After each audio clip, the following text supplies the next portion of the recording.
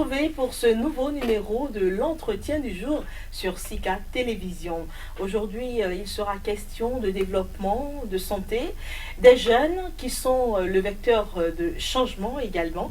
Et pour en parler, nous avons sur ce plateau Dr Joanie Bewa. Elle est médecin. Elle porte la voix de nombre de jeunes et de femmes à travers l'Afrique, à travers le monde. Vous en saurez davantage dans quelques instants. Dr Joanie Bewa, bonjour et ravi de vous recevoir. Bonjour Madame Sacramento, c'est un plaisir. Plaisir partagé. Alors Joanie, pour ceux qui ne vous connaissent pas, vous êtes une jeune dame qui s'est battue, qui est entrée très tôt dans le militantisme. Vous avez milité dans plusieurs groupes de jeunes, que ce soit au plan national, parce que vous êtes béninoise, que ce soit au Bénin, en Afrique et au-delà également. Alors on aimerait bien en savoir plus sur votre parcours avant d'entrer dans le vif du sujet. Déjà, je pense que pour moi, ça a été une très belle expérience de commencer à militer très jeune, je pense à l'âge de 15 ans. Mais pendant ce parcours de militantisme, j'ai également compris qu'il était important de se bâtir professionnellement et de bâtir ses compétences.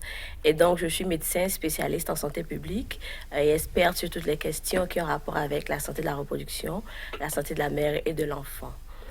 Il faut également dire que mon focus en termes d'engagement citoyen, c'était beaucoup plus non seulement les questions de santé, mais également de participation des jeunes et des femmes dans les instances de prise de décision. Et donc, que ce soit le Conseil des jeunes de l'ambassadeur des États-Unis d'Amérique, que j'ai présidé au Bénin, me permettant de donner des conseils stratégiques à la mission diplomatique américaine au Bénin sur comment travailler sur des thématiques telles que la bonne gouvernance, l'autonomisation économique, l'autonomisation des filles, les questions d'entrepreneuriat, de sécurité alimentaire, par exemple, ou que ce soit avec le panel. Les questions qui ont rapport au développement, parce que le développement doit être intégral et inclusif et non seulement basé sur l'économie ou la santé. Que ce soit également avec le panel des jeunes de UNFPA, auquel j'ai pu contribuer en termes d'idées innovatrices pour engager les jeunes sur la thématique de la santé et de la reproduction, ou d'autres plateformes avec Oxfam ou Friedrich Herbert et d'autres initiatives nationales, locales que nous avons quand même essayé de pousser. Et il y a 10 ans, j'ai décidé de mettre en place une plateforme d'organisation qui s'appelle Young Beninese Leader Association, l'association des jeunes leaders du Bénin, qui depuis 10 ans met en place un certain nombre d'initiatives sur 3 thématiques: la santé, l'entrepreneuriat, le leadership et la thématique genre. Et je peux dire que l'une de nos grandes réussites, ça a été de mettre en place une campagne sur toute l'étendue du territoire national pour l'autonomisation de la jeune fille, avec le soutien de l'ancienne première dame des États-Unis, Madame Michelle Obama. Et d'autres initiatives également ont été portées avec d'autres partenaires. Mais je pense que ce parcours, en 15 ans de militantisme et d'engagement, je pense qu'il est important que les jeunes continuent de militer. Je pense qu'il y a toujours des informations, des compétences, des aptitudes que l'on n'obtient pas forcément dans le milieu professionnel, mais que le militantisme et le service à la communauté nous permettent d'obtenir. Absolument, le volontariat, vous voulez dire quelque part. Exactement. Alors justement, et dernière nouvelle, il faut dire que vous avez été sélectionné parmi les 17 jeunes de par le monde qui ont postulé à quoi déjà? Vous étiez 8000 Exactement. à avoir postulé. Exactement. Mais nous avons eu plus de 8000 candidatures pour 150 pays. Plus de 150 pays dans le monde pour un poste de 17 jeunes leaders pour les objectifs de développement durable.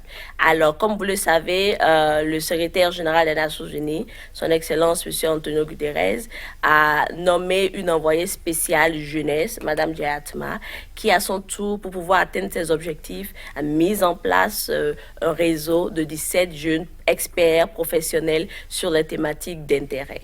Et donc, pour moi, faire partie de ces 17 personnes sélectionnées parmi plus de 8000 candidatures dans le monde, cela me permet, au cours de mon mandat, de positionner, la thématique de la participation des jeunes et des femmes au cœur des objectifs de développement durable que nous nous sommes engagés à atteindre d'ici 2030, de m'assurer que je travaille avec les organisations de jeunes, de la société civile, les gouvernements, les entités des Nations Unies et toute autre entité multilatérale ou bilatérale qui souhaiterait utiliser mon expertise pour assurer la participation intégrale des jeunes dans la définition, dans la mise en œuvre, dans le suivi, dans la redevabilité de l'un ou l'autre des objectifs de développement durable. Docteur Joanie Bewa, vous faites la fierté du Bénin. Je vous remercie. De l'Afrique. Je vous remercie. Et du monde entier. Je vous remercie. Et c'est un plaisir vraiment de discuter avec vous. Et justement, puisque votre domaine de spécialité, c'est quand même la santé, revenons-y. Et justement, c'est quoi les grands défis aujourd'hui quand on parle de santé?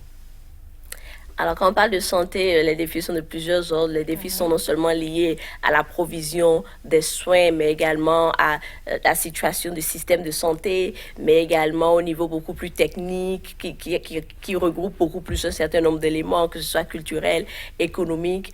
Mais l'emphase que je ferais spécifiquement, non seulement vu mon expérience de médecin en pratique clinique, mais également de spécialiste en santé publique, je pense que le grand chapeau qui, en fait, permet de coordonner, de renforcer tout un système de santé. Je pense que ce grand chapeau nécessite non seulement un engagement politique, une volonté politique clé, des acteurs techniques qui disposent d'une certaine expertise pour renforcer le système de santé, un système de gouvernance qui tient compte des besoins non seulement de la population, mais également des besoins du système, et enfin des investissements financiers clés qui répondent immédiatement à tout besoin en matière de santé, que ce soit des urgences sanitaires ou que ce soit des maladies endémiques chroniques. C'est ça. Alors justement, docteur Joanie Bewa, c'est quoi la place de la santé de reproduction? Vous savez que la santé de la reproduction est un bloc clé de la santé, est un élément clé de la santé, et aussi important que tous les autres aspects que nous avons l'habitude de définir, plus particulièrement puisqu'il s'agit de mon domaine d'expertise. Je pense qu'avoir droit au service de santé de la reproduction, c'est un droit fondamental, c'est un droit basique, c'est un droit inaliénable que tout individu, femme, jeune fille, jeune homme, personne de troisième âge, devrait avoir.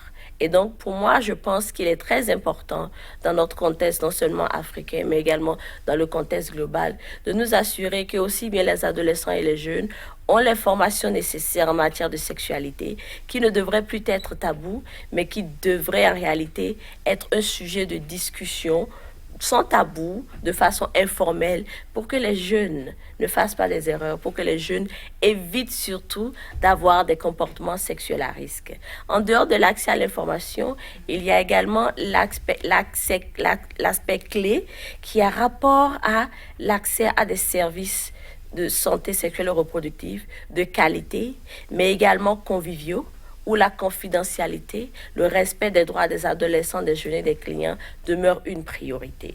Vous savez, dans plusieurs pays, nous parlons d'épidémies de grossesse Scolaire, non désirées des adolescentes, aussi bien pour celles qui sont en milieu scolaire que milieu défavorisé. Et quand vous parlez de grossesse non désirée, vous avez également une grande porte ouverte pour les infections à VIH-Sida et les maladies sexuellement transmissibles, ce que nous oublions également dans nos différentes approches qui devraient être intégrées. Et donc, c'est vraiment un nid de risques sexuels qui existent, auxquels les jeunes et les adolescents et les adolescentes sont toujours vulnérables, qu'elles soient en milieu rural ou urbain, qu'elles soient scolarisées, déscolarisées, qu'elles soient d'un milieu socio-économique favorable ou défavorable. Je pense que le risque est toujours là. Et c'est là que les parents ont une responsabilité en matière d'engager des discussions, même si elles sont inconfortables, sur la sexualité et des comportements sexuels sains. Les gouvernements ont également une responsabilité d'assurer qu'il y a des services de santé sexuelle et reproductive disponibles pour les jeunes, conviviaux, ont accès disponible. La disponibilité est de plusieurs sortes, elle est géographique, elle est financière, elle est culturelle, d'accord? Nous assurer que ces trois différents aspects sont concernés. Et également, la société qui devrait être un peu plus ouverte à ce que les jeunes et les adolescentes portent quand même une certaine responsabilité, sont non seulement le présent, mais également le futur de la société et ont besoin d'investissements clés maintenant et urgemment. Alors, docteur Joanie Bewa, vous êtes ressortissante d'un continent qui est malheureusement le nid des épidémies. Nous avons connu les années antérieures et c'est encore en cours dans certains pays, l'épidémie du virus, de la fièvre à virus Ebola par exemple, comme le Lassa et d'autres épidémies, le choléra. Vous, en tant que jeune médecin, comment est-ce que vous appréhendez tous ces problèmes qui ne cessent d'accabler les populations d'Afrique? Je vous remercie pour la question. J'ai eu cette opportunité-là d'être sur le terrain au Congo il y a 2 ans, une semaine avant que l'épidémie ne soit redéclarée à nouveau. Et cela m'a permis de vraiment comprendre quels sont les besoins, quelle est la perception de la communauté, mais également quel est le niveau de réponse et de riposte à ces différentes épidémies. Il faut qu'il y ait un agenda global en matière de sécurité en santé globale, parce que c'est vraiment à ce niveau que se feront les différentes décisions. Mais je pense que cet agenda existe déjà, mais il faut beaucoup plus voir comment le tropicaliser aux contextes nationaux. Il faut voir comment apprêter nos systèmes de santé pour qu'ils soient forts et non poreux. Comment renforcer nos systèmes de santé pour qu'ils soient prêts à répondre à la riposte à tout moment et non attendre que des épidémies ou des calamités surviennent avant d'organiser ou de réorganiser le système de santé. On dit souvent qu'il vaut mieux prévenir que guérir, et c'est d'ailleurs dans cette optique que nous avons vu beaucoup de gouvernements investir dans la prévention, investir dans les infrastructures, investir dans le renforcement du système de santé en amont plutôt que dans la prise en charge uniquement et la gestion des urgences de dernière minute. L'Afrique bat des records en ce qui concerne la démographie. On dit que c'est le continent sur lequel on fait des enfants, on en fait, sans forcément compter avec les moyens que l'on a. Mais quelque part, n'est-ce pas un avantage? Mais vous savez, la question de la démographie est une question qui est sujette à beaucoup de débats.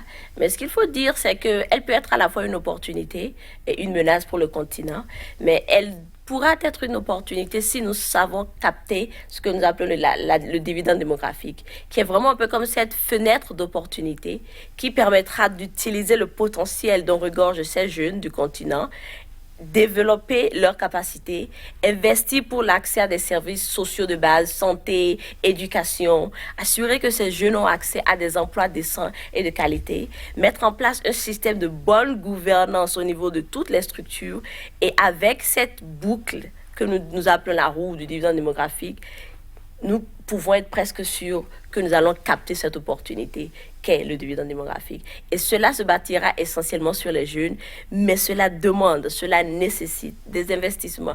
Nous ne pouvons plus permettre d'avoir des jeunes filles qui sont déscolarisées. Nous ne pouvons plus permettre d'avoir un taux de chômage alarmant sur notre continent. Nous ne devons plus nous permettre de laisser nos jeunes filles, garçons, immigrés au péril de leur vie parce que n'ayant pas les ressources dans leur pays, n'ayant pas des emplois pour ne serait-ce que prendre soin d'eux, de leur famille, nous ne devons plus permettre cela. Nous ne devons surtout pas permettre que notre continent, aussi riche soit-il, soit le terrain débat que nous ne maîtrisons pas et que parfois nous cautionnons. Merci à vous, docteur Joanie Bewa. C'est moi qui vous remercie. Voilà, je rappelle que vous êtes médecin. Vous portez la voix des jeunes et des femmes d'Afrique partout dans le monde. Merci pour votre combativité. Je vous remercie pour l'invitation. Ce fut un plaisir. C'est un plaisir partagé. Merci également. C'est la fin donc de votre entretien du jour. Ravi de vous l'avoir présenté. Restez donc scotchés au programme de Sika Télévision. À très bientôt.